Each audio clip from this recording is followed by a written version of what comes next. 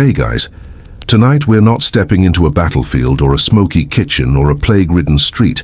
Instead, we're stepping into something far more personal and far more awkward. The world of marriage.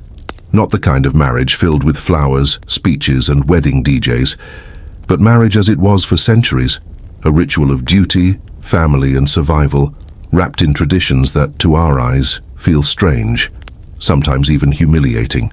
This is Story Hub, a place to wander through history slowly, gently, until its strangeness becomes almost soothing. If you enjoy these quiet journeys, consider subscribing, but only if you feel like it. For now, dim the lights, get comfortable, and let's drift into the strange beginnings of marriage traditions around the world. Imagine yourself in medieval Europe. The church bells are ringing, the village gathers, and the bride stands pale and anxious in her best gown. Her groom is not a man she chose for love, but one her family arranged, a man whose land, wealth, or alliances mattered more than her heart.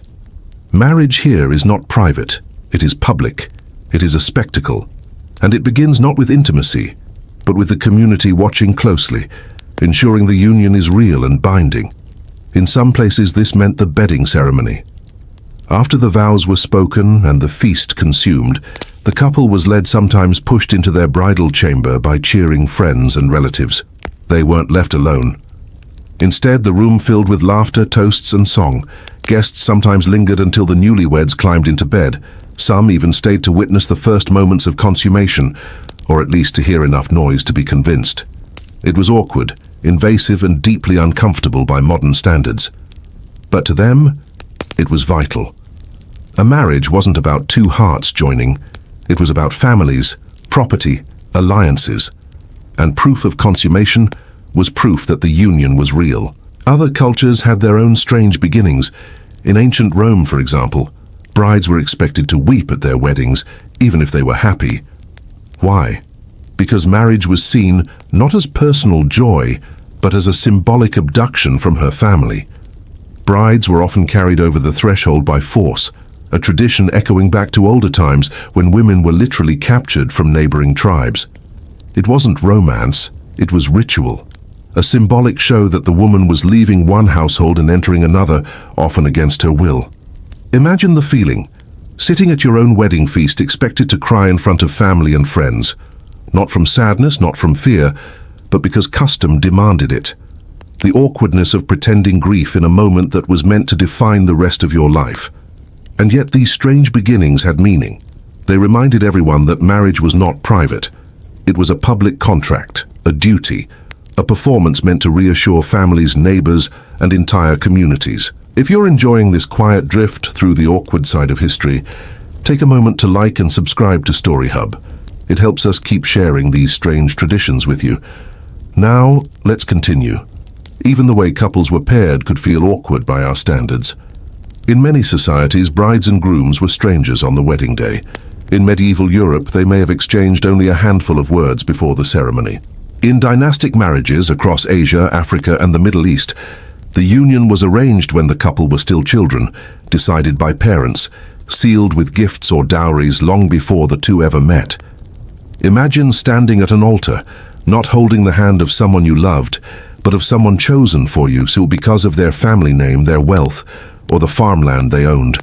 And as you look into their eyes, the community around you watches, not for love, but for obedience. This was the beginning of marriage for most of history. Love was a luxury, not a requirement. Marriage was duty, and the rituals that marked its start, bedding ceremonies, symbolic tears, forced thresholds, were awkward reminders that the union wasn't just yours. It belonged to everyone. So as the newlyweds of the past climbed into their beds beneath the watchful eyes of guests, or pretended grief as they crossed a threshold, or faced a partner they had barely spoken to, marriage began not with intimacy but with awkwardness. And that was only the beginning.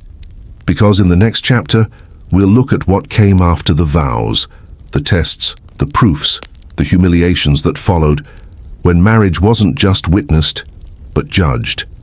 The vows have been spoken. The feast has been held.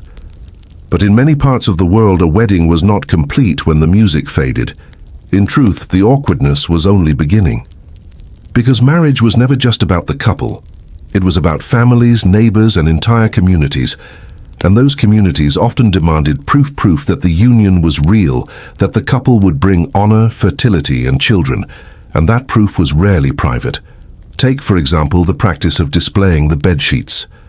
In medieval and Renaissance Europe, it was common for the community to expect evidence that the marriage had been consummated. The proof came in the form of blood on white sheets, paraded before family members or neighbors. The symbolism was clear. The bride was a virgin, the union had been sealed, and the family's honor remained intact. Imagine the pressure. Not only the awkwardness of an intimate act made public, but the knowledge that the entire community awaited the results. If the sheets were unstained, questions arose. Whispers spread, families clashed. In some cases, marriages were annulled, dowries returned, and reputations ruined. It was not about love or trust. It was about control, honor, and spectacle. Other customs carried the same spirit of public intrusion, though in different forms. In France, there was the tradition of the charivari. After the wedding, villagers gathered outside the couple's home, banging pots and pans, shouting and singing crude songs late into the night. The goal was simple: to keep the newlyweds awake, to embarrass them, to make sure their first night together was known to all.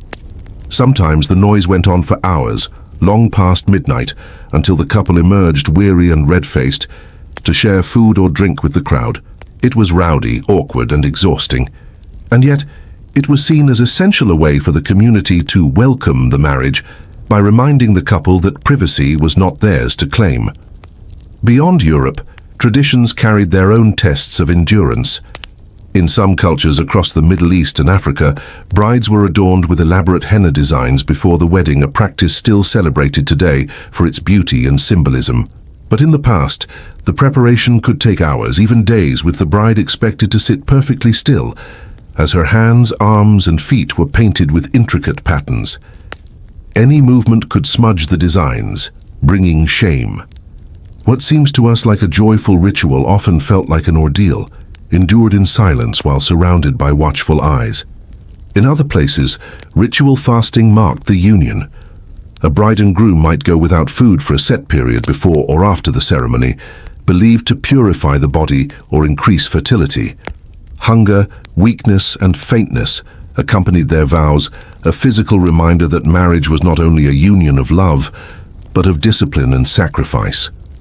These traditions might sound cruel, even absurd, but to those who lived them, they were serious, necessary, binding. They turned private life into public theater, ensuring that everyone from family to village could witness, judge, and remember. Imagine yourself now standing in such a moment. You have been led from your wedding feast to your chamber, eyes on you, voices loud in the hall. You know the sheets you lie on may be displayed come morning.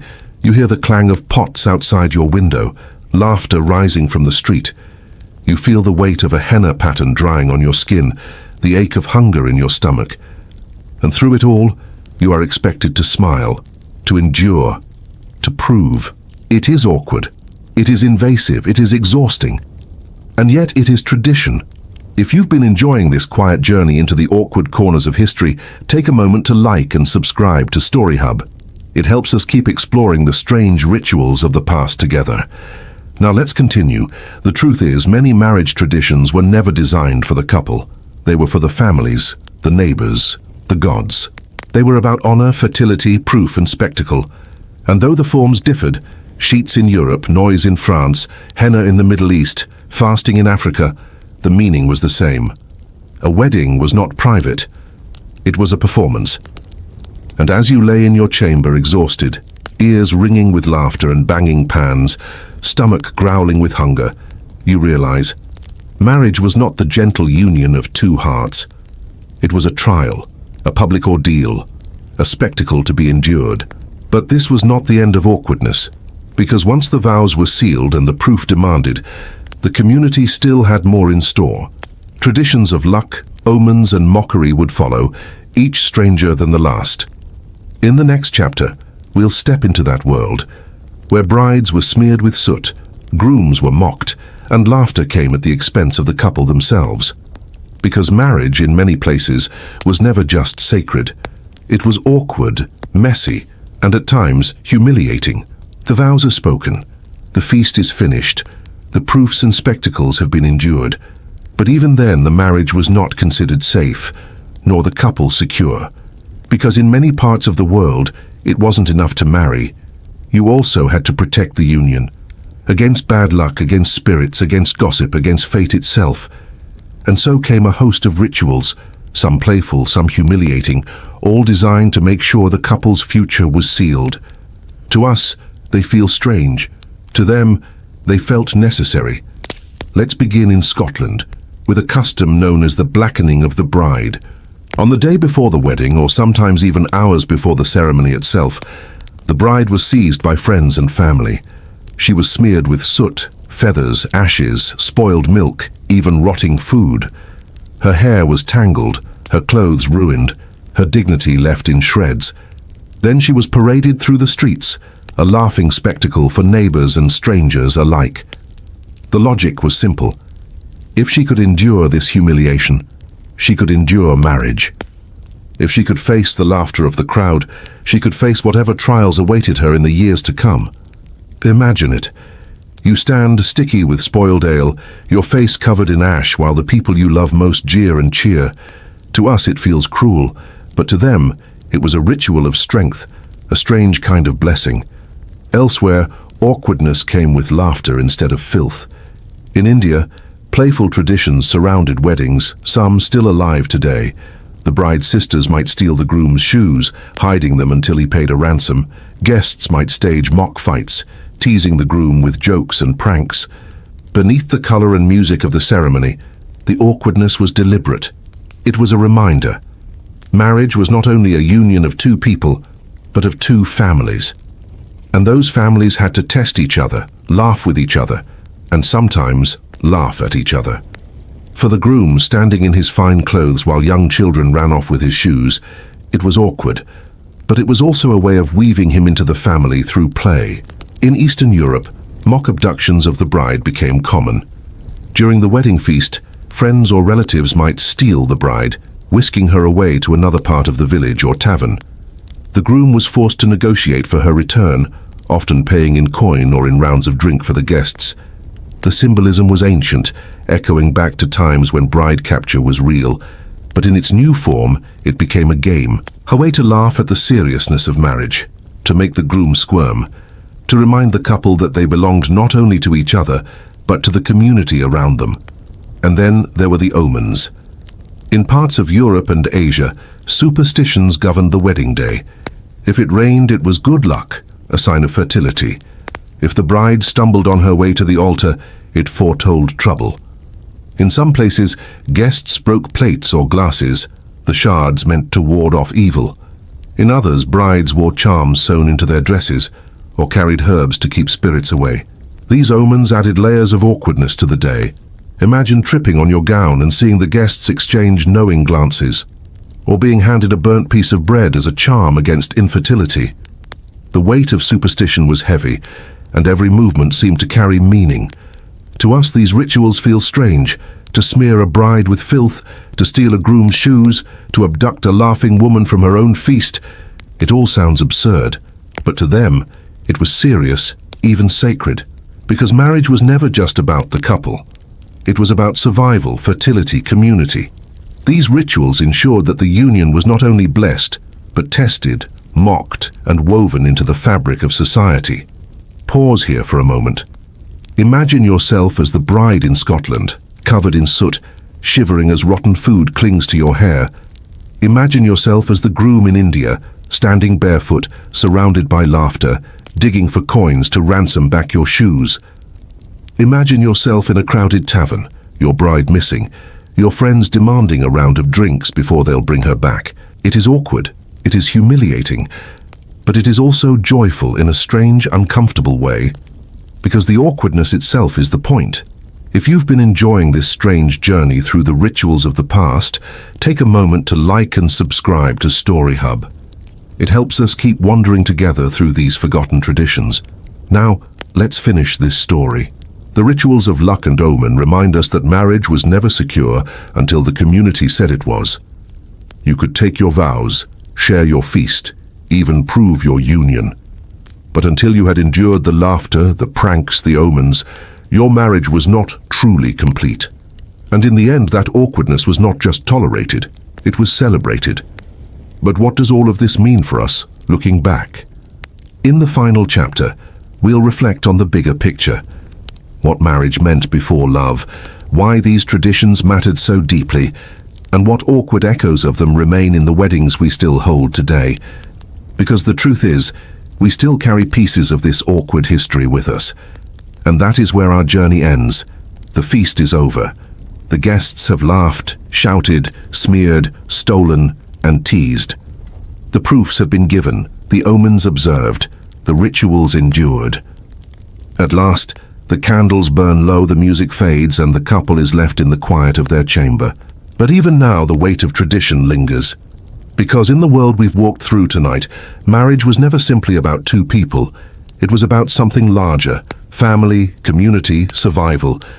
And all the awkwardness we've seen was not an accident. It was the very language of marriage itself. When we look back at these traditions, the public bedding ceremonies of medieval Europe, the forced tears of Roman brides, the bloodied sheets, the noisy charivari, the soot-smeared brides of Scotland, the mock abductions of Eastern Europe, they may seem bizarre, even cruel.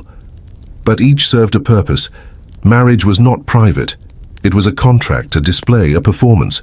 Families needed proof that honor was intact, neighbors demanded laughter and spectacle, communities required reassurance that this union would bring children, wealth, or stability. Awkwardness was the price of belonging. In this way, the rituals bound more than just the couple. They bound the entire community. To watch a bride humiliated in public, to hear pots banged outside a chamber, to see a groom pay ransom for his own shoes, these things weren't simply jokes. They were shared experiences, reminders that marriage was never just personal. Love, if it came at all, was a gift discovered later. Duty came first. And tradition ensured that duty was honored. And yet, when you look closely, you can see how much of this lingers today. We no longer display sheets or smear brides with soot, but we still carry echoes of the same awkward joy. Think of the modern wedding reception, with its speeches that tease the couple, dances that embarrass, games that test. Think of the rice or confetti thrown over the bride and groom, once a symbol of fertility. Think of cakes smashed into faces, bouquets tossed to crowds, jokes made at the expense of nervous grooms. Even now, a wedding is not simply about two people. It is about everyone else watching, laughing, sharing in the moment. Awkwardness, it seems, has always been part of marriage. So imagine yourself once more, at the end of such a day. You sit in a smoky hall in Scotland, your gown still stained with soot. You stand in an Indian courtyard barefoot, your shoes finally ransomed back. You laugh nervously in a French village, pots still clanging outside your window. You are exhausted, embarrassed, perhaps even humiliated, but you are also part of something larger. Your marriage has been witnessed, tested, and sealed, not just by vows, but by awkward traditions carried out before the eyes of all. And this is the truth.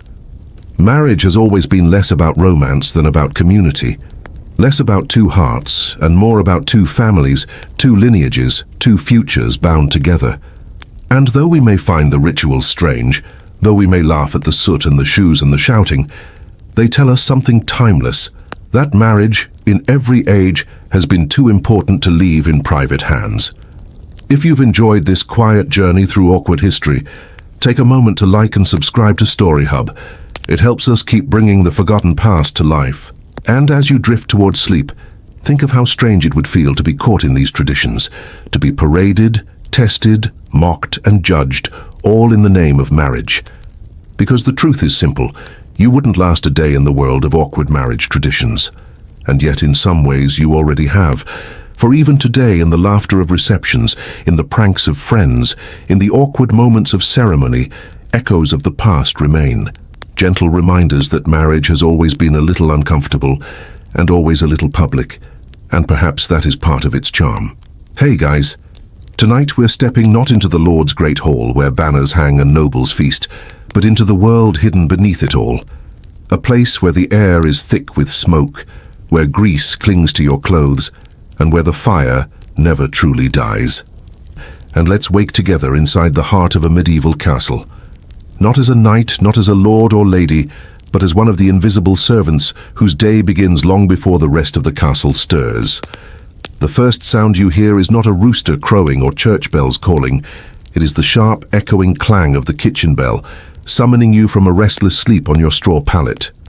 The room is damp, cold, and crowded. Dozens of bodies stir beside you. Other servants rising, rubbing sore eyes and pulling on stiff, smoke-scented clothes. The air is already heavy with yesterday's grease and the faint tang of ashes that clung to your skin when you collapsed the night before. You shiver as you rise. The stone floor is unforgiving beneath your bare feet. The only warmth you will know today comes not from comfort, but from fire. The kind that scorches and suffocates. It is still night outside.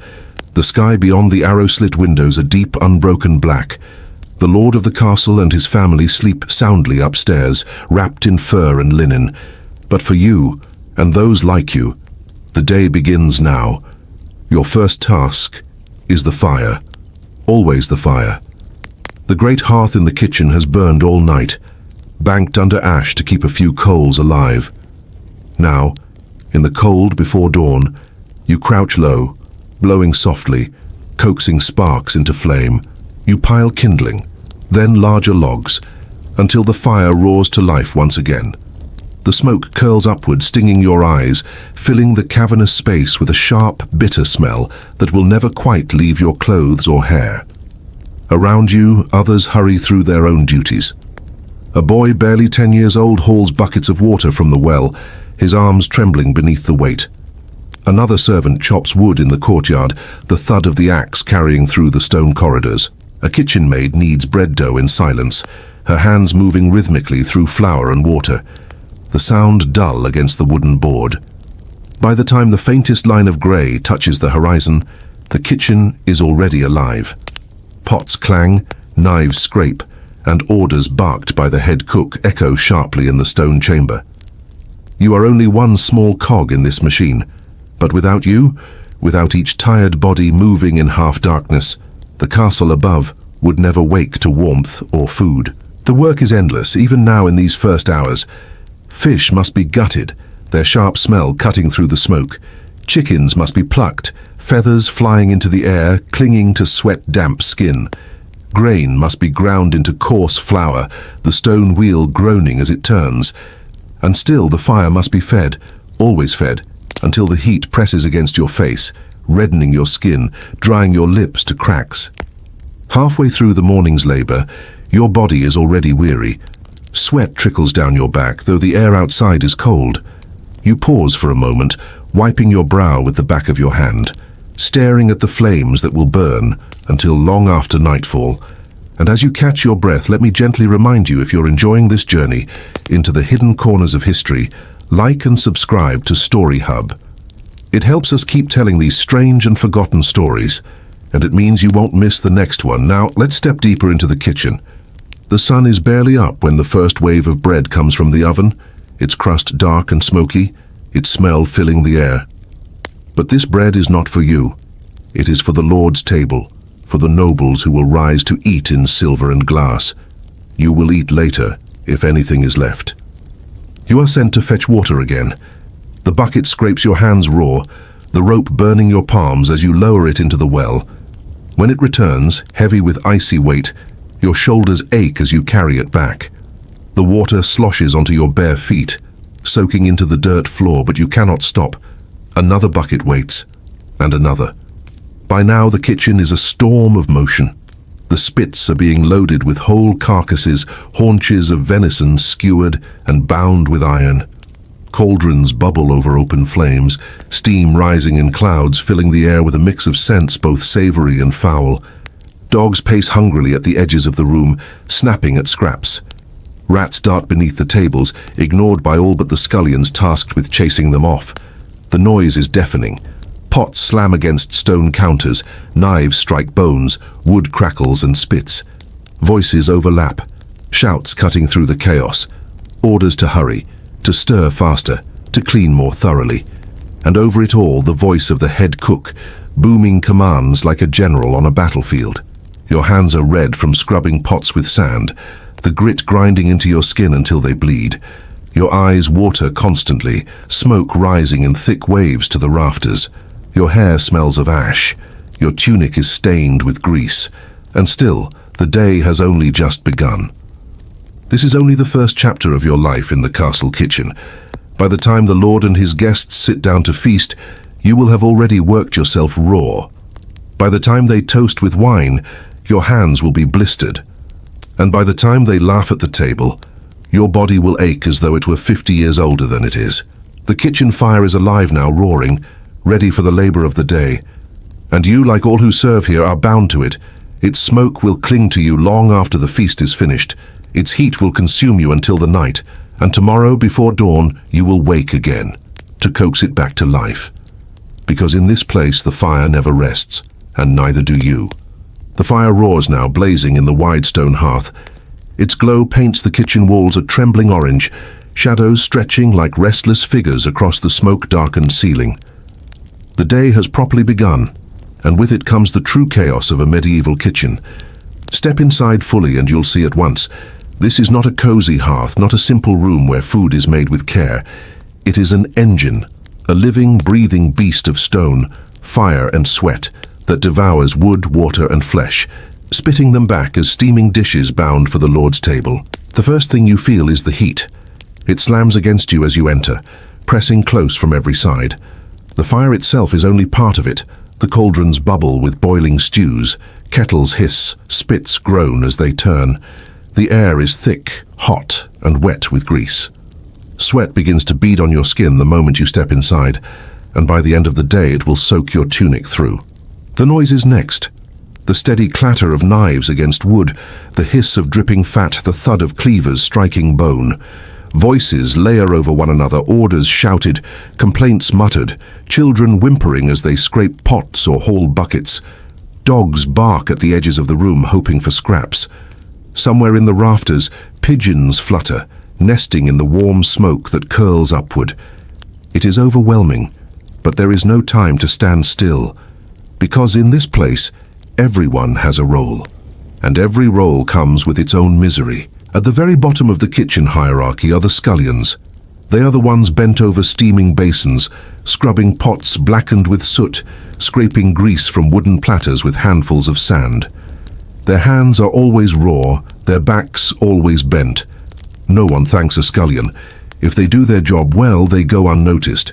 If they falter, they are scolded, struck, or worse. Then there are the spit boys. Children often no older than 8, tasked with turning the heavy spits on which entire carcasses roast. Hour after hour they stand before the fire, the heat blistering their skin, their eyes watering from the smoke. Some castles have crude mechanisms, wheels turned by dogs, or ropes pulled by weights. But in many places, it is still a child's job. And if his arm slows, if the meat burns on one side, he will feel the lash of the cook's tongue, or his strap. Above them, a small army of servants fills the kitchen. Boys and girls alike pluck poultry, their laps covered in feathers that stick to sweat-slicked skin. Butchers carve slabs of meat with cleavers that are never quite sharp enough, hacking through bone with grunts of effort. Bakers pound dough in great troughs, their arms white with flour that clings to sweat. Brewers tend to barrels of ale, watching the foam rise and fall like tides. And over them all stands the head cook. The cook is not gentle. He is not patient. He is a general commanding a battlefield, his voice cutting through the smoke with authority. He knows the Lord's tastes, the importance of timing, the endless details of every dish. He knows that a single mistake can bring humiliation not for him, but for the servants who failed. And so he rules with a sharp tongue and a sharper eye. His words are orders. His punishments are swift. His kitchen is a kingdom, and you are nothing but one more body in his service. The work is endless. A sack of onions to peel, each one stinging your eyes until tears stream down your cheeks. A mountain of fish to gut, their scales clinging to your arms, their smell sinking into your skin. A trough of grain to grind into flour, the stone wheel groaning as it turns. your muscles aching from the effort. Everywhere you look, someone suffers. A boy with a burn on his arm, blistered from splattering fat. A girl with a cut across her palm, blood seeping into the dough she kneads. No one stops. No one comforts. The food must be ready, and pain is simply part of the day. And the irony is always the same. The feast above will dazzle, but the misery below makes it possible. The nobles will laugh, drink, and applaud the artistry of the dishes, never seeing the sweat, blood, and smoke that produced them. To them, the kitchen is invisible. To you, it is everything. For a moment, pause and look around. The kitchen is its own small world, a society of suffering built on hierarchy and fear. You stand at the bottom of it, your back aching, your hands sore, your lungs choked with smoke. Above you are servants only slightly better off, and above them the cook, and above him the Lord. But you will never climb that ladder. Not truly. The kitchen is both prison and furnace. It burns away youth, health, and hope, leaving only weary bodies and hollow eyes. By midday, the air is thick with the smell of roasting meat, boiling broth, and scorched bread. The fire roars, the sweat pours, the noise crashes like waves, and you, just one servant among dozens, begin to realize that this is only the halfway point of your day. Because soon the real storm will begin, the feast itself. And when it does, the chaos you've seen so far will feel like nothing. By the time the castle stirs to life, you are already exhausted. Hours have passed since the first embers were coaxed into flame, since the water was drawn, the bread kneaded, the fish gutted. But now, the true purpose of the day reveals itself: the feast. Meals in a medieval castle are not quiet affairs. They are theatre. Power, wealth, and prestige are measured in dishes, each more elaborate than the last. And it falls on the kitchen to make the spectacle possible. The orders come swiftly, barked by the head cook with a voice that cuts through the din. The Lord expects roasted venison, spiced stews, fish fresh from the river, pies stuffed with meat and herbs, bread hot from the oven, and sweets dripping with honey. But that is only the beginning. There must be dishes to impress, to shock, to dazzle. A swan, its feathers carefully reapplied after roasting.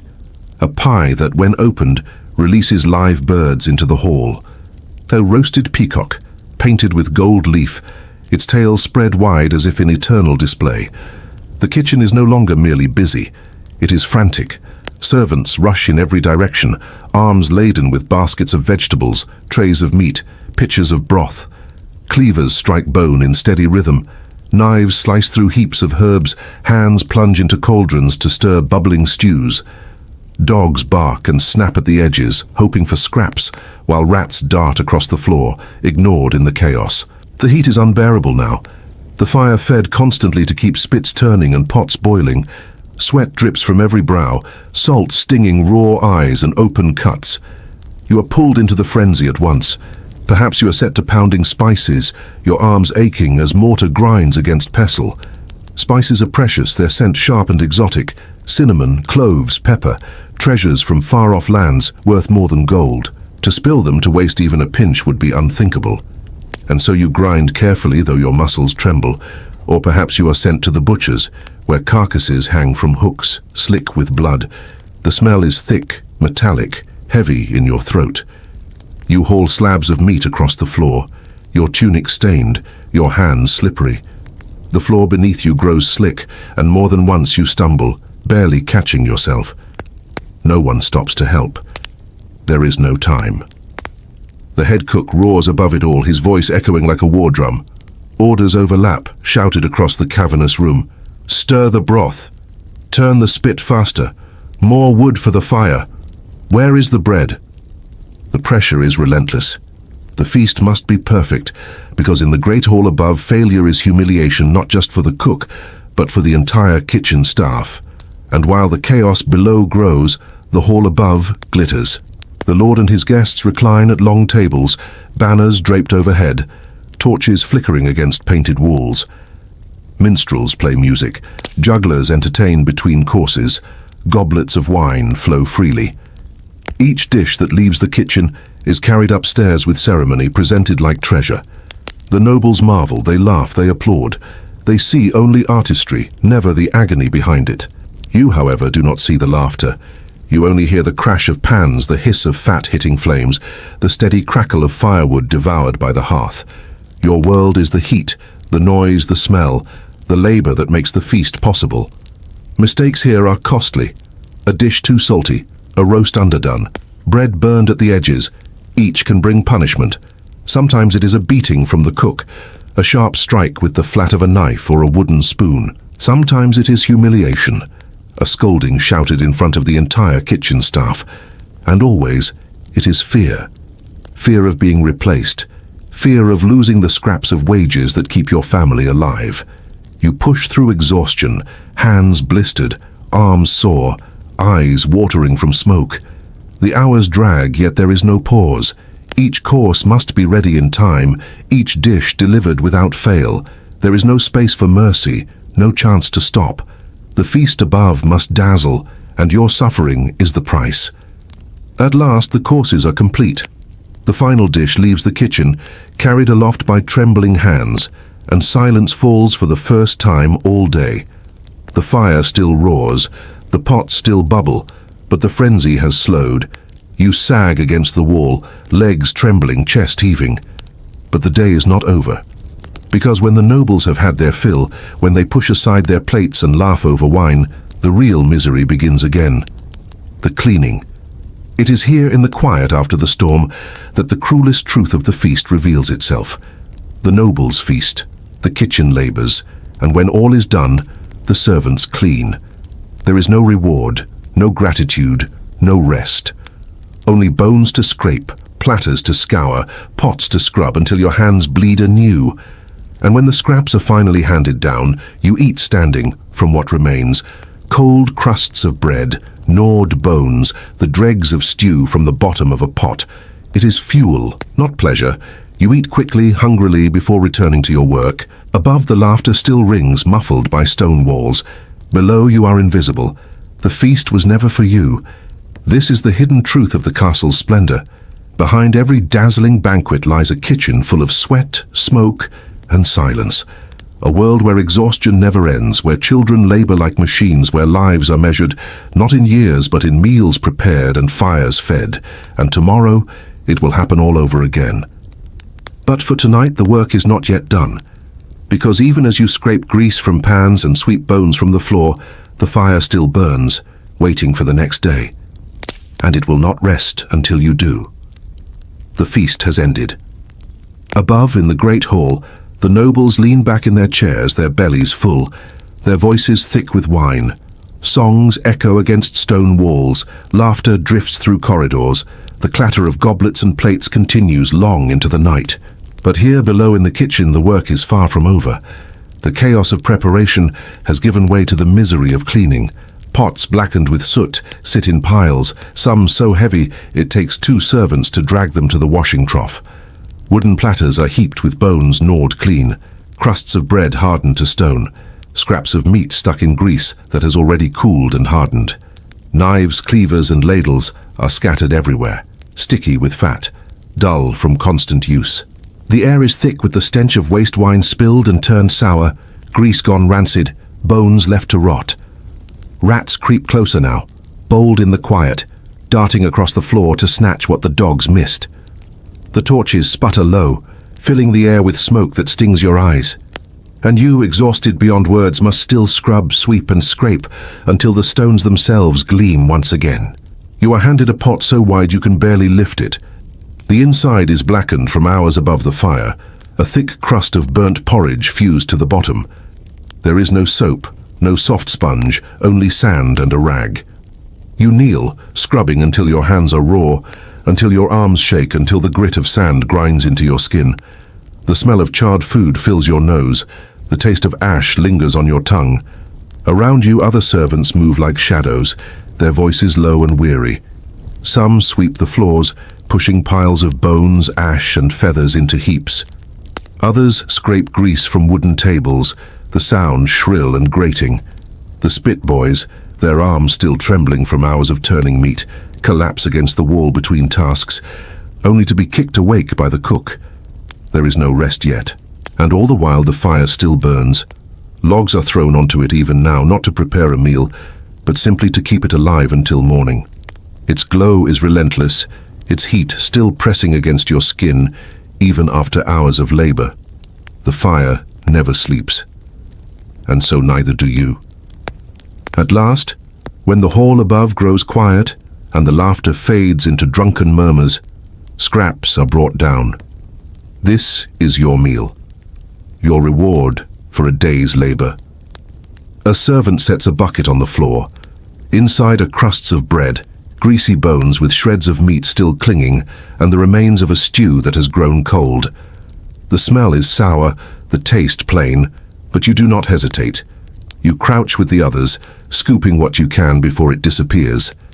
A crust softened in broth, a bone to gnaw, a handful of peas gone mushy at the bottom of the pail. It is not enough to fill you, but it keeps you alive. When the scraps are gone and the last pot is scrubbed, you drag yourself back to the servants' quarters. The stone corridors are cold, the torches dim, the castle nearly silent now. But your body still hums with exhaustion. Every step feels like a burden, every breath like a chore. You collapse onto your straw mattress. The smell of smoke and grease clings to you, no matter how you try to brush it away. Your skin is sticky, your hair matted, your muscles sore. You stare at the cracked ceiling, eyes heavy, ears still ringing with the phantom clatter of pots and the roar of fire.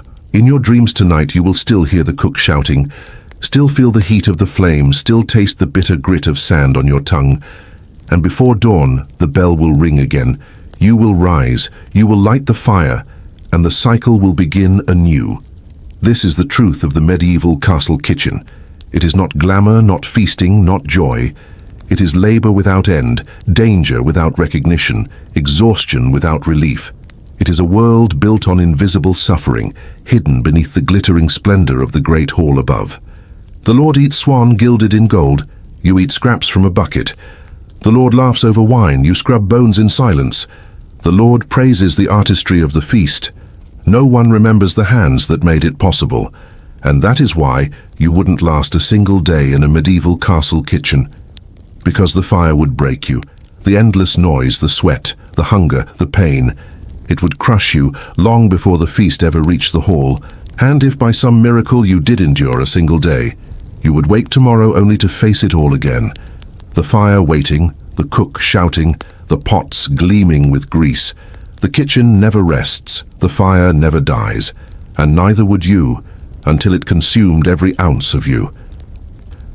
Tonight we sail with the Vikings, not the polished warriors of television dramas, but the real raiders who once struck terror into the coasts of Europe. The men who rode for days on open seas, stormed villages at dawn, and carved their names into history with axe and fire. You wake to the bite of sea air, sharp and salty. The fjord is misted with grey, the water black as iron. Around you men are already gathering, warriors wrapped in wool and fur, their breath rising in clouds, their axes gleaming with fresh oil. The ship awaits, a long narrow vessel carved with the head of a dragon at its prow. Shields line its sides like scales, each painted with bright colors, red, black, yellow, meant to catch the eye and strike fear. The hull rests on the wet sand, waiting to be dragged into the tide. You are expected to join them, to pick up your oar, shoulder your shield, and take your place among the crew. There is no question, no hesitation. If you are here, you are part of the raid. The smell of pine tar and smoke hangs heavy. The ship is freshly sealed, waterproofed for the journey. You run your hand along the smooth planks, feeling how light yet strong they are. This vessel is built for speed, able to glide through shallow rivers or across the open sea, bringing warriors to any coast unlucky enough to be in their path. But before the oars strike water, there is ritual. The men gather in a circle, muttering prayers to Odin and Thor. A small sacrifice, perhaps bread, perhaps even blood, is offered to the gods, asking for safe passage and victory. The priest or the oldest warrior calls for silence, then chants into the cold air. You stand there, your stomach knotted, the weight of the axe heavy in your hand. Around you, the men are calm, steady, hardened. This is not their first raid. For many, it will not be their last. They wear arm rings of silver, gifts from past plunder. Their eyes shine with hunger, not for food, but for glory. The call is made. The ship is pushed to sea. You grab your oar and fall into rhythm with the others. The longship glides, cutting through the fjord like a blade. The sound of creaking wood and splashing oars fills the silence. Above you, gulls scream. Behind you, the village fades into mist. Ahead, only the endless grey of the sea. Already your muscles ache. Each stroke demands strength, each moment balance. The cold water splashes into the boat, soaking your boots, chilling your bones. And this is only the beginning. Hours of rowing await you, perhaps days, until the target is reached. It is here, even in the first hour, that you realize how unprepared you are. You are not strong enough, not steady enough. The sea does not forgive weakness, and neither do the men around you. If you falter, they will see. If you fail, they will know. Pause here. Imagine the sound. The heavy rhythm of dozens of oars, moving as one. The slap of water against the hull. The grunt of men pulling with their whole bodies, hour after hour, against the weight of the sea. Now imagine yourself there, your back burning, your hands blistering, your breath short, and yet you cannot stop. If you've been enjoying this slow journey into the brutal past, take a moment to like and subscribe to Story Hub. It helps us keep sailing through these forgotten worlds together. Now, let's continue. The longship moves faster now. The men's voices rise in chant, deep and steady, filling the air with rhythm. They sing of Odin, of Valhalla, of the riches that await. They sing of fire, of steel, of fear in the eyes of monks and villagers. You feel the pull of their voices, but also the dread, because you know what awaits on the other shore. The raid is not a game. It is not glory without cost. It is fire and blood, hunger and pain. And though the others seem eager, your heart beats with terror. The ship glides onward, leaving behind the calm waters of the fjord. The sea opens wide, black and endless. The wind sharpens. The spray soaks your clothes. Ahead lies the unknown. And as you row, already exhausted, already aching, you begin to understand. You would not last a day in this world. Because even before the battle begins, the raid has already claimed its price. The fjord has vanished behind you. The coast is gone, hidden in mist. All that remains is the black stretch of sea, endless and cold, swallowing the horizon. The longship creaks beneath you, rising and falling with each swell. The air is sharp with salt, and the wind gnaws at your face like teeth. You row and row and row. The rhythm of the oars is constant, a heartbeat of wood against water. The sound grows louder in your ears than thought itself. Your arms burn, your back aches, your hands bleed. But there is no stopping. If you falter, another man must carry your weight, and resentment will follow like a shadow. This is not adventure, this is endurance. The sea offers no comfort. Your clothes are soaked through, stiff with salt, clinging cold against your skin. Every splash of icy water steals your warmth, leaving you shivering. Food is scarce. Dried fish, hard bread, a mouthful of ale rationed carefully. You chew slowly, letting the hard crust scrape your teeth, wishing for softness. Hunger becomes a quiet companion, never leaving your side. There is little space aboard the longship. Men sit shoulder to shoulder, knees pressed tight, shields stacked along the rails. When it rains, you huddle under furs that grow heavier with water, never truly dry. Sleep comes in stolen moments, head resting on an oar, body curled awkwardly, rocking with the waves. You wake as tired as you were when you closed your eyes. The sea does not forgive weakness, and you are weak. Sickness spreads easily. The rocking of the ship turns stomach sour. The smell of vomit mixes with salt and tar, a stench that clings to the air. Some men groan, pale-faced, too sick to row, and others mutter that the gods have cursed them. You feel it too, the dizziness, the bitter taste at the back of your throat, but you keep pulling at the oar, terrified of being seen as less than the men beside you. Because here, weakness is shame, and shame is dangerous. And yet, amid the misery, the Vikings look upward, to the sky, to the shifting clouds and restless wind, to omens carried on the wings of birds, or in the flash of distant lightning. They believe the gods travel with them. Odin watching with one eye from above, Thor raising storms in his fury, Njord, the god of the sea, guiding or drowning as he pleases. Every wave is a message, every storm a test. A gull circling overhead is a sign of land. A sudden silence in the wind may mean death lurks near. Even the smallest change in the sea is heavy with meaning. At night, the men speak of dreams, visions of wolves, of ravens, of fire. Each dream is interpreted as a warning or a promise. The raid is not only fought with axes, it is fought in the mind, in omens, in fear. Then the storm comes, the sky darkens, the sea rises, waves slamming against the ship, spraying cold foam into your face. The longship bucks and twists, its prow diving, its stern lifting, as if the ocean itself wants to tear it apart. You cling to the oar, knuckles white, while men shout to keep rhythm, to stay steady. Thunder cracks above, lightning splits the horizon, and for a moment the ship is a flickering shadow against the fury of nature. Water rushes over the sides, shields rattle. A man slips, falling hard, nearly dragged overboard before others pull him back. Your heart pounds, your breath comes in gasps. The sea does not care for your fear. It will take you if it wishes. The storm lasts minutes, or hours. You cannot tell. Time itself bends on the sea.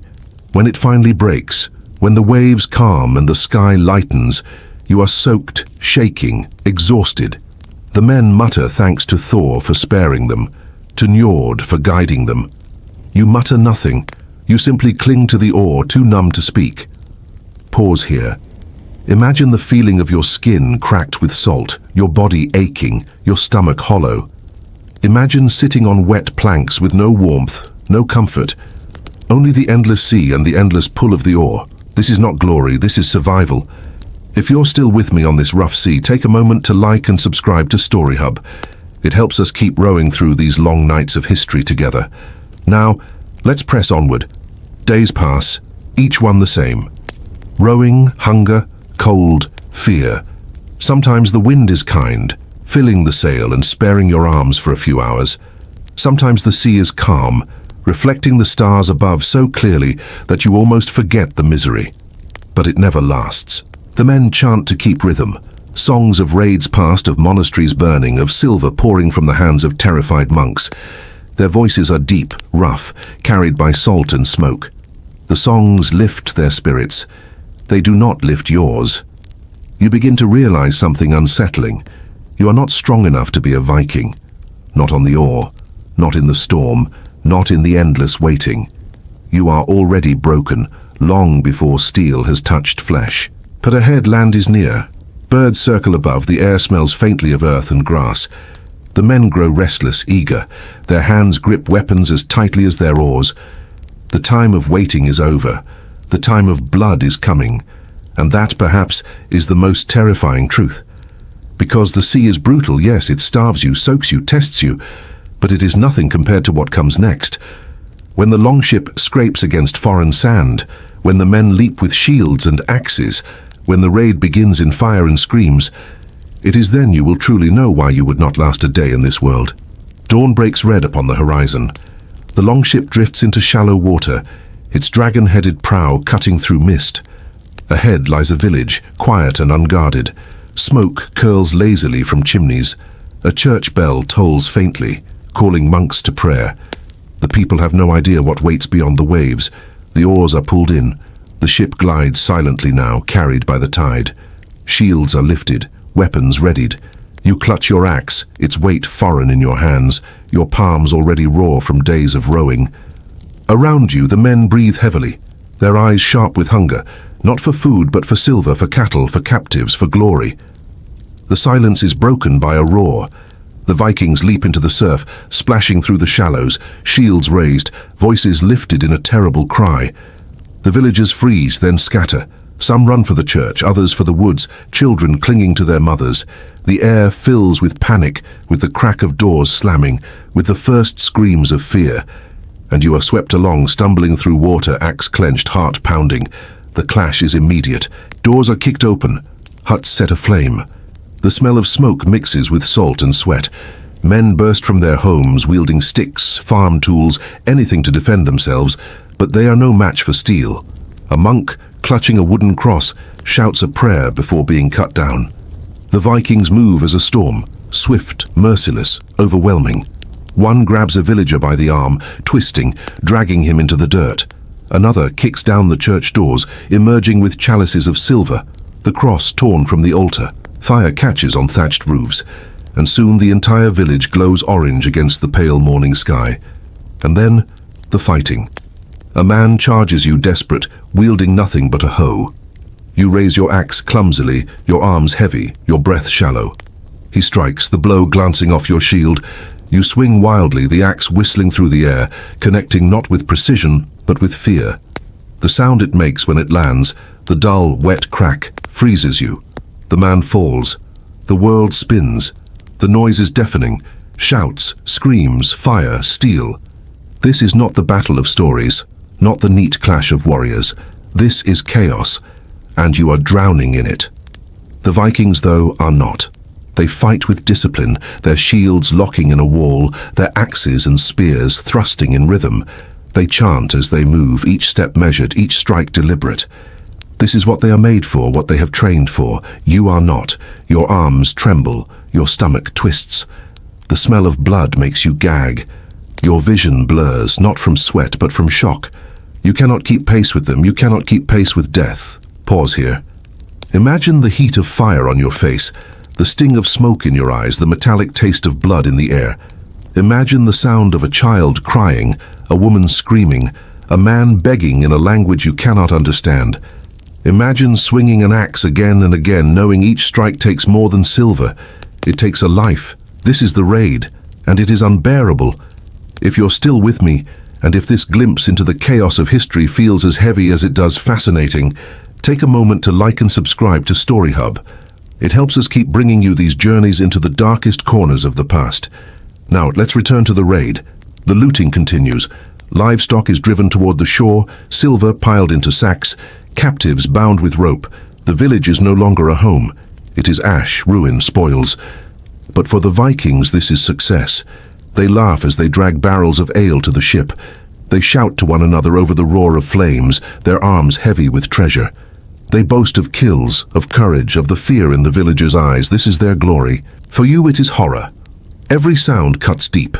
The thud of a body, the crack of fire, the endless weeping of those who survive. You realize you are shaking. You realize you do not belong here. Because this is not a story. It is not an adventure. It is the raw, unfiltered terror of a raider, and you would not last a day in it. As the longship is loaded and the warriors prepare to push back into the sea, the village is nothing but smoke. The church bell is silent, its tower blackened. The fields are trampled, the homes destroyed. The survivors huddle in silence, their lives broken in minutes. The Vikings do not look back. And you, still trembling, still sick, realize that the raid is only half the ordeal. Because now, with silver and captives aboard, comes the journey home. Wounded men groan on the deck, blood seeps into the wood, storms may still rise, and vengeance will surely follow. The raid does not end with fire, it ends with a price. The raid is over. The longship groans under its new weight. Barrels of ale, sacks of grain, silver chalices, livestock roped at the stern, and captives bound in silence. Smoke still curls from the village behind you, drifting grey against the pale sky. The Vikings do not look back. They laugh, their voices loud over the creak of the ship. They boast of kills, of treasures seized, of blows struck true. One holds up a silver cross from the church, its edges blackened by fire, and the men cheer. Another swigs ale straight from a stolen barrel, foam running down his beard. To them this is triumph, to you it is unbearable. The cries of the captives gnaw at your ears. The smell of smoke and blood clings to your skin.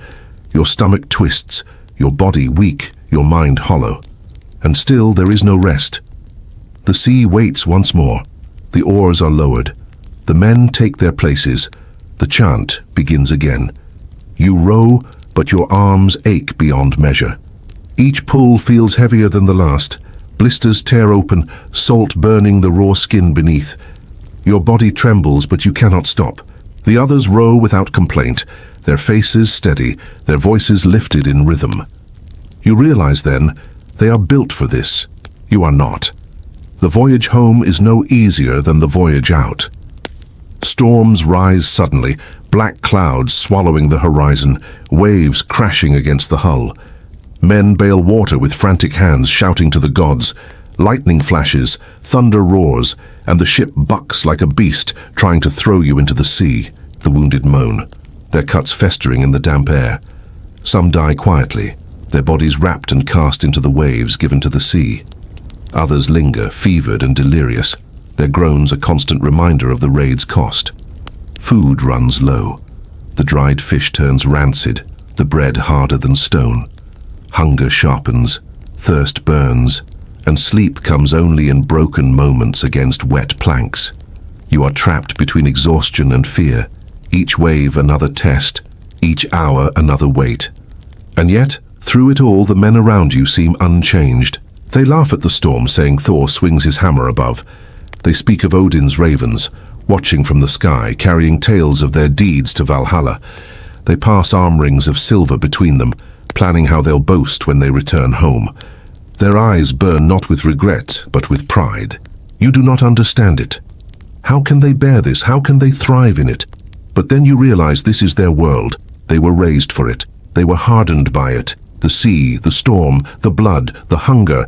These are not obstacles. They are proof. Proof that they are strong enough to endure. You are not. Pause here.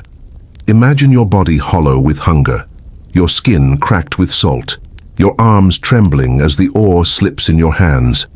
Imagine trying to sleep while thunder shakes the sea, while wounded men groan beside you, while the cries of captives cut through the night. Imagine knowing that if you falter, you are nothing. This is the price of glory, and it is too much to bear. If you're still with me in this storm, take a moment to like and subscribe to Story Hub. It helps us keep sailing through the hardest corners of history together. Now, let's close this journey. At last, the coast of home appears, a fjord lined with pines, mountains rising in the distance, smoke curling gently from hearths.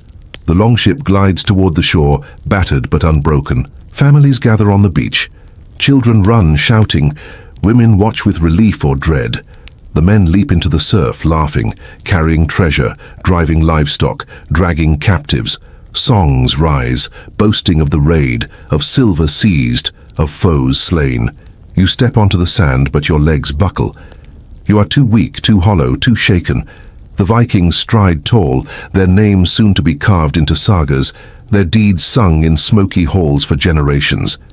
You stand apart, silent, your mind haunted by screams, your body broken by the sea, your spirit crushed by the weight of it all. And here, at the end of it, you understand.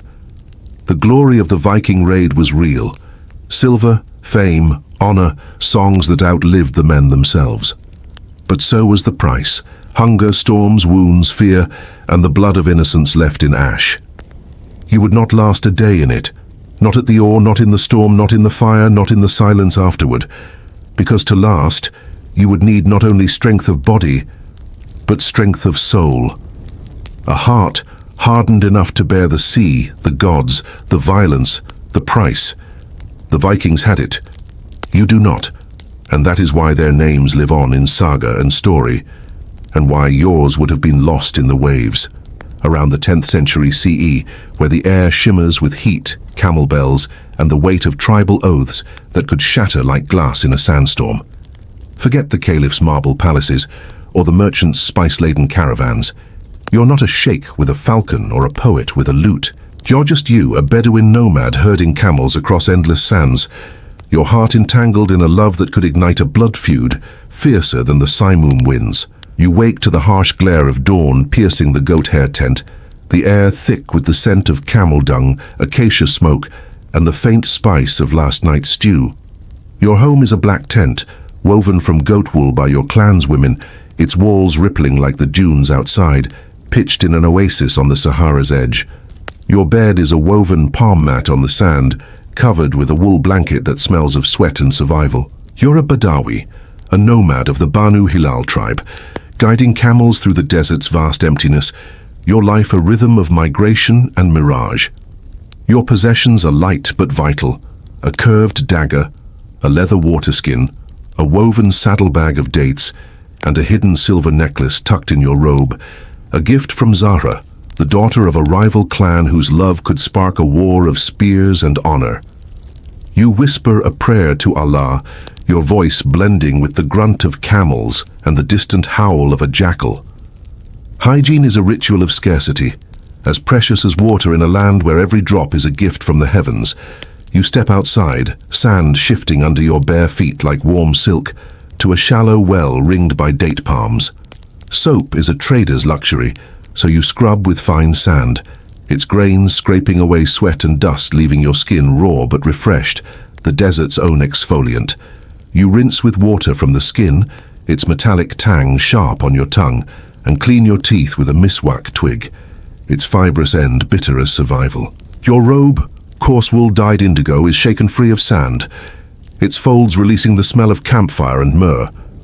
You rub your body with olive oil traded from caravans, a slick shield against the sun's fury, and tie your turban, its cloth a barrier against the wind's bite. Your sandals, leather straps over calloused soles, creak as you lace them, worn from endless treks. In a polished brass mirror, you see your reflection, but your thoughts drift to Zara, herding goats in her clan's distant camp, her veil hiding a smile that haunts your dreams. Your day unfolds in the endless sands, a nomad's odyssey of herding and horizon chasing, where the desert is both mother and monster. As a herder, your task is the tribe's lifeblood, guiding the camel caravan through dunes that shift like treacherous waves. You sling your dagger at your belt, chewing cat leaves for stamina, and set out at a steady pace, your staff prodding the beasts, their bells a rhythmic warning to spirits. The Sahara is your Wi-Fi, connecting oases and trade routes from Tripoli to Timbuktu. But it's no leisurely stroll. Blistering heat turns the air into a furnace. Mirages mock your thirst and scorpions lurk in the shadows of rocks. You pause at a wadi, bartering salt for dates with a Tuareg trader, your voice sharp in haggling, quoting a Bedouin proverb when he drives hard. By midday your legs burn, your robe clings with sweat, and vultures circle overhead, drawn to your exhaustion.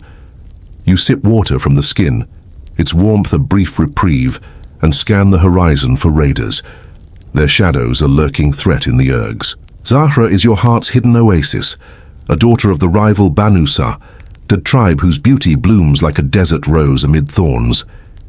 You met her at a tribal gathering in the Siwa oasis, her eyes catching yours as she poured water for guests, her laugh soft as a zephyr.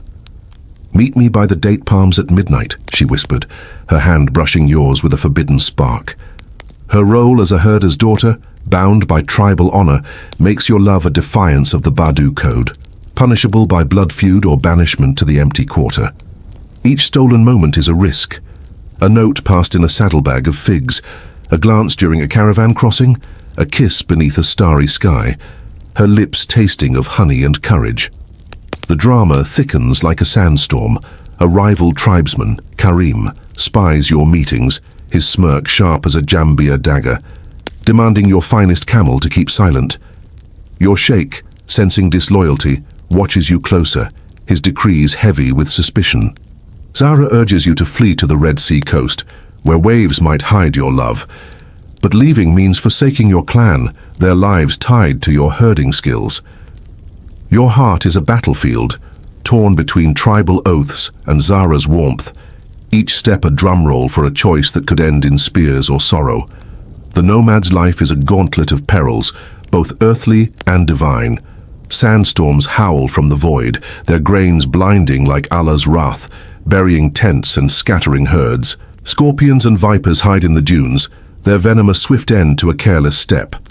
Raiders from rival tribes strike like shadows, their curved blades glinting in moonlight raids, stealing camels and honor. Physically, the desert tests you. Thirst turns your tongue to leather, heatstroke blurs your vision, and a broken ankle could mean death in the trackless waste, your messages lost to the winds. Emotionally, the weight is heavier, loneliness in endless migrations, the fear of losing Zahra to her arranged marriage, the guilt of a love that could ignite a feud. You find solace in small acts, sharing dates with a fellow herder, Ahmed, who jests about your sun-scorched face, calling you the camel's favorite shadow. listening to an elder's tales of ancient caravans, helping your sister milk a goat, her laughter a balm. The desert's rhythm, camel bells, oasis palms, the call to prayer, grounds you. But Zara's veil, seen during rare gatherings, feels like a divine gift, her grace a prayer you dare not voice. Society sees you as a Bedouin, a guardian of the sands, your freedom envied by settled folk, yet you're bound by tribal codes, your status as fluid as a mirage. The Arabian world reveres hospitality as sacred, but you're neither sheikh nor slave, your life a balance between survival and honor. You honor Allah with dawn salat, kneeling on your prayer rug as the sun crests the dunes, and offer milk to the jinn at an acacia tree, seeking favor for your herd and forbidden love. Superstition runs deep. You wear a blue bead against the evil eye, blame a lost camel on a ghoul's trick, and whisper Quranic verses to keep Zara safe. Your spiritual life is a tapestry of Islam and pre-Islamic law, blending devotion to the Prophet with desert rituals, each act a plea for harmony in a world of sand and stars. Zara's presence, her hands pouring water like a blessing, feels like a sacred rebellion, a love that defies the tribe's decree. Your legacy isn't in gold or mosques, but in the trails you carve, the caravans you guide, and a love that challenges the desert's laws. You teach a young kinsman, Faisal, to track stars for navigation, hoping he'll carry your name when the sands claim your bones. Your true legacy is Zara's song, her voice inspired by your stolen moments, destined to echo in tribal gatherings long after you're gone. History remembers Bedouins in poetry and chronicles, in the oases that sustained empires, in the whispers of the wind. You were no mere herder but a keeper of the Sahara's heartbeat, wandering under Allah's gaze, your soul a secret offering to love's forbidden dune. As the stars wheel overhead, casting silver across the sands, you sip camel milk, its creaminess lingering, and let the desert winds lull you into sleep's gentle embrace. We're stepping back into the medieval world, not through the clash of swords or the glow of torches in a grand hall, but through something far closer and far more intimate, the simple, everyday reality of dirt. This is Story Hub, your place to drift through the strange corners of the past. If you enjoy these slow journeys, consider subscribing, but only if you feel like it. For now, dim the lights, take a deep breath, and let's step into the streets of the Middle Ages, where bathing was not the daily ritual we take for granted, but something rare, suspicious, and at times, dangerous. The first thing you notice is the smell. You wake in a timber-framed house on a narrow, crowded street. Outside your small window, the world is alive with odors. Wood smoke drifting from chimneys, manure steaming on cobbled roads, the sharp tang of tanners working hides by the river. But beneath it all there is another scent, heavier, unavoidable, the human body itself. Sweat soaked into wool, hair left unwashed for weeks, breath sour from tooth decay. It clings to everyone and everything, to you, to your neighbors, to the very walls of your home. In our world today, we step into hot showers each morning, wash with fragrant soaps, smooth our hair, brush our teeth. To us, cleanliness is routine, almost invisible. But in the medieval world, water was not so simple. You rise from your straw mattress, shaking bits of husk from your tunic. Your skin feels sticky, itchy, but bathing is not your first thought. Bathing, in fact, is hardly a thought at all. For most people of this time, washing the whole body in water was unusual, even suspicious. It wasn't that water was unavailable. Rivers and wells surrounded every town, rain-filled barrels, streams cut through farmland. It was that water itself was feared. Physicians of the age warned that hot baths opened the pores, leaving the body vulnerable. To bathe too often was to invite sickness, to weaken the natural defenses of the flesh. Cold water, too, was suspect. It could chill the blood, disturb the humors, bring fevers or worse. Better, they thought, to remain dry, to protect the body with layers of clothing, to keep the skin closed against the outside world. And so you lived in your own sweat, your own oils, your own dirt. You washed your hands before meals, yes, and sometimes your face, but little else.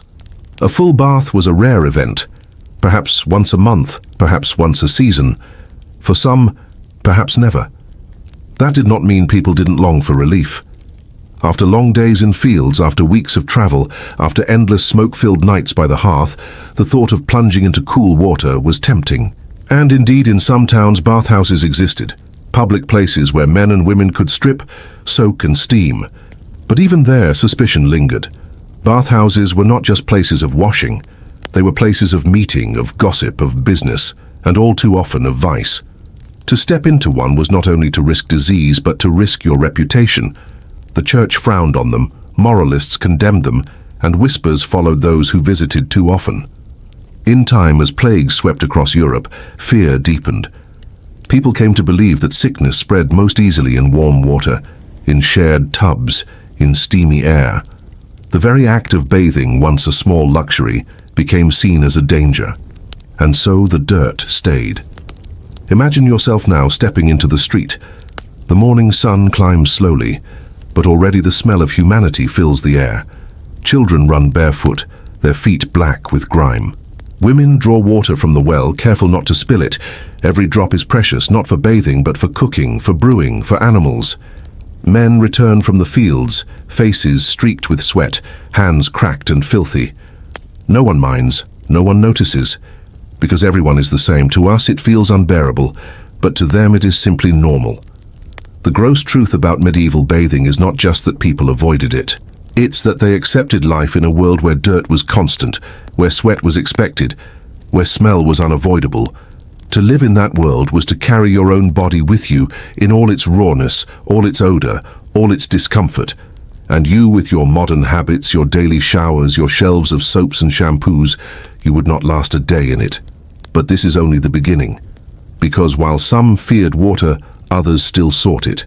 In the next chapter, we'll step into the medieval bathhouse itself, a place of steam and scandal, of cleansing and contagion, where the line between purity and sin was thinner than a sheet of linen.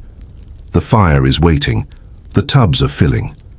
Let's see what the medieval world truly meant when it spoke of bathing. The morning has passed, and you wander deeper into the medieval town. The narrow streets are crowded, filled with the sound of clattering carts, merchants calling out prices, chickens darting between feet. But among the noise and chaos, you notice something unusual. The smell of herbs and steam rising from a tall wooden building at the edge of the marketplace. This is the bathhouse. Unlike your small, smoky home, this place promises warmth, water, and, for a brief time, relief. A chance to scrape away at the grime of weeks, to sit in a steaming tub and forget the itch of sweat, the cling of wool, the stench of smoke. For many, it is the only real opportunity for anything resembling a bath. Step inside, and the first thing you see is the glow of candles reflecting off water. Wooden tubs line the room, some filled with steaming water laced with herbs. Rosemary, lavender, sage, not only to perfume the air, but to ward off disease, or so people believed. The scent is sharp, cutting through the heavy smell of sweat and damp wood. Men and women undress, slipping into tubs. For us, this would feel shocking, but for them, it is ordinary. Bathing is not private, it is communal. People share the same water, dip cloths into the same basins, and sit shoulder to shoulder in steam. Laughter echoes off the timber walls, voices rise in chatter. For an hour, perhaps two, the burdens of dirt and labor seem to lift. The bathhouse is more than a place to wash. It is a place to meet, to gossip, to conduct business. Deals are struck in the steam, marriages arranged, rivalries softened. For a moment, the lines of class blur, peasants and merchants, craftsmen and knights, all soaking in the same tubs. But the bathhouse carries another reputation. The church was never comfortable with these places. Priests preached that the mixing of men and women in such close quarters led to sin. And not without reason, many bathhouses doubled as brothels. Behind a screen or a curtain, pleasures beyond bathing were offered. For some, the bathhouse was not about cleansing the body, but about indulging its desires. And so whispers followed those who visited too often. To bathe was to risk not only sickness, but judgment. Was your skin cleaner when you emerged? Perhaps. But your soul? That was another matter. There was also the danger of disease. Crowded tubs, shared cloths, reused water. They became perfect breeding grounds. Skin infections passed quickly. Coughs spread with ease, and later, far deadlier plagues found their way into the steam. When outbreaks swept through towns, bathhouses were often blamed, their doors barred by fearful authorities. In some places, they were banned outright. What began as a rare luxury and the chance to sit in hot water became a symbol of immorality and danger. Over time, bathhouses faded, their timbers rotting, their tubs dry. In their place rose suspicion, a growing belief that the safest body was the one that avoided water altogether. But for now, imagine yourself lowering into one of those tubs. The water is warm, laced with herbs. At first it feels like relief. The ache in your shoulders eases, the grime on your skin softens. You sigh, closing your eyes as steam curls around you. For a moment, you understand why people risked it. The comfort, the rare peace, the sense of being human again. And yet, as you glance around, you remember what lurks here. The cough of the man beside you hacking into the steam, the cloudy water already darkened from the dozens who bathed before you, the hand of a stranger brushing yours, lingering too long, the whispered laughter behind a curtain, not about bathing at all. Relief and risk are bound together in every drop. This was the medieval bathhouse, a place of comfort and corruption, of medicine and danger, of water that both cleansed and condemned. It is no wonder people grew wary. To step into one was to step into uncertainty. You might emerge refreshed, or you might emerge marked by disease, or rumor, or sin. And so, over time, fewer and fewer people did. The bathhouse declined, and with it, the very idea of bathing as a regular habit. Above all, the bathhouse reveals a truth that feels foreign to us now, that in the medieval world, washing was not about hygiene as we know it. It was about ritual, reputation, and risk. And slowly, as fear deepened, water itself became the enemy. Tomorrow you will not return here. You will not sit in warm water or breathe in lavender steam. Instead, like most of your neighbors, you will find other ways to feel clean, ways that do not require a plunge into the peril of the bathhouse. And those ways, as you will see, were stranger still. The bathhouse doors are closing. Fear of disease, whispers of sin, the rising suspicion of water itself. All of these things have driven people away from the steaming tubs, but the dirt, the sweat, the odor of daily life remain. And so the medieval world found other ways to live with filth. If you could not wash, you could at least disguise. If you would not bathe, you could still manage. And what emerged was a strange set of habits, not quite cleaning as we understand it, but rituals meant to make the unbearable slightly more bearable. The first and most common was the humble linen shirt. Almost every man and woman, rich or poor, wore one. Beneath layers of wool, fur, and heavy cloth, the linen shirt was the closest thing to the skin. Its job was simple: to absorb. Sweat, oil, and dirt rubbed off the body onto the fabric. Instead of scrubbing the flesh, you changed the shirt. For peasants, this meant rinsing it in rivers, beating it against stones, drying it in the sun. For nobles, it meant handing it to servants, who boiled it in great cauldrons with ashes or lye. In either case, the shirt became a kind of substitute skin. Dirt left your body only to cling to the cloth you wore. It was not true cleanliness, but it was as close as many came. Perfume played its part too, though only for the wealthy. Small bottles of scented oils, cloths soaked in rosewater, sachets of herbs tucked into sleeves or hair. These did not remove the smell of sweat or grease, but they masked it, layering floral sweetness over human odor. To smell of lavender or rosemary was not only pleasant, it was a mark of status. It said, "I can afford to hide the truth of my body."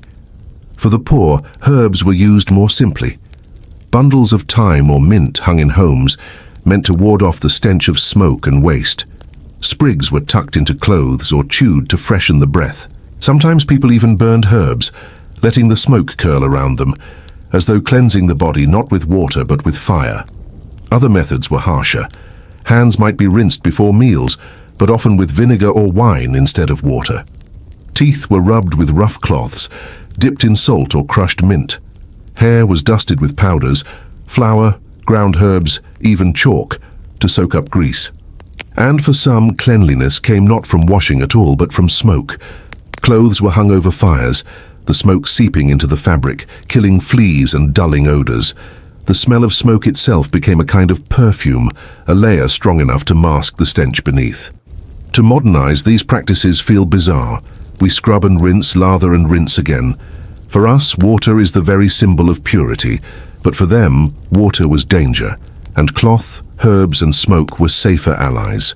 It was less about removing dirt than managing it, less about being clean than appearing respectable. For the wealthy, these habits could reach extremes. A nobleman might own dozens of linen shirts, changing several times a day to ensure he never appeared stained with sweat. A lady might perfume her gloves with rosewater, so that when she lifted her hand to her lips, the scent was sweet instead of sour. Kings were known to surround themselves with herbs, to bathe in wine or milk, believing such luxuries strengthened rather than weakened the body. But no matter how fine the cloth, how sweet the perfume, the truth remained the same. Beneath it all, everyone carried the same smell of unwashed flesh. Imagine yourself now, walking through a crowded medieval street. Dozens of bodies press close, each carrying their own odor. Wool soaked with sweat, leather darkened with grease, hair clumped with oil, mouths sour from decay. The air is thick, heavy, inescapable. But you, with your sprig of herbs tucked into your sleeve, your linen shirt freshly boiled, your hair dusted with powder, and you feel respectable. Not clean, but respectable. This was the strange compromise of the Middle Ages: to mask, to manage, to endure. Because if bathing was dangerous, then dirt was safer. If water weakened, then sweat was strength. And so, the alternatives became the norm. But even these measures could not hide everything. By the end of the day, the smell of humanity filled every corner of the medieval world. In homes, in churches, in castles, even in the presence of kings and queens, the odor lingered. It was not a matter of shame. It was life itself. In the next chapter, we will return to this world one final time, not through its remedies or rituals, but through its reality. We will step back and ask, what did it truly feel like to live in a time when bathing was rare, when dirt clung to every body, when smell itself shaped how people moved through the world? Because the gross truth about medieval bathing is not simply about what they did, but about what they endured. And that truth waits in the air of every hall, in the sweat of every garment, in the silence of every unwashed body. Night falls on the medieval town. The streets grow quiet, save for the faint barking of dogs, the murmur of voices in taverns, and the soft creak of shutters closing against the wind. Torches gutter in the squares, smoke drifts from chimneys, and the air settles heavy over the rooftops. Inside homes, families gather around smoky hearths. Bread is broken, bowls of stew passed, prayers muttered. Children curl on straw mats, their faces streaked with soot, their clothes stiff with sweat. Parents pull wool blankets close, the smell of smoke and labor woven into every fiber. And in this silence, in this closeness, you notice something unavoidable: the smell. It is not one scent, not a single odor, but a symphony of them. Sweat dried into wool, smoke clinging to hair, leather damp with grease, mouth sour from rot. It fills every breath, every corner of the room. It clings to walls, to beds, to the skin itself. No one comments on it. No one complains. Because for them, this is normal. The smell of the Middle Ages is not filth to be scrubbed away. It is simply life. To us, it would be unbearable. To them, it was invisible. Consider this. Even kings and queens, surrounded by perfumes and herbs, carried the same human odor. Their linen shirts may have been finer, their gloves soaked in rosewater, their beds scented with lavender, but beneath it all, they too sweated, too rarely bathed, too lived in the same unwashed world as their subjects. A king smelled like a king, but still, unmistakably, like a man who had not bathed in weeks. Nights, after days of riding in heavy armor, stank of rust, horse and sweat. Ladies, beneath layers of velvet and silk, sweated as much as peasants, their skin warmed by the same fires, their hair greased by the same oils. The hierarchy of the medieval world was strict in many things: wealth, power, clothing, food. But in smell, all were united.